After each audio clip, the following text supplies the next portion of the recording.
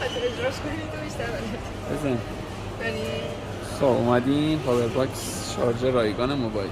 آره بعد تاچش بکنیم، بعد میزنیم شارژ موبایل. باشه میپذیرم. مشخص میکنیم آره. خب حالا شماره موبایل به عنوان رمز میدیم. خب ادامه. شماره موبایل به عنوان رمز چیز میشه. آره ادامه. حالا یه تصویر میتونیم انتخاب بکنیم. تصویر انتخاب میکنی بزن. این هواپیما رو انتخاب میکنم. بزن. اینم به عنوان رمز. ادامه. حالا یه دره برامون وا میکنه. یه دره لاکر برامون باز میکنه. بعد چیزامون داخلشو اگه بخوام گوشیمون رو میذاریم تو شارژ میذاری و بعد میری میاد. آره. تمام. حالا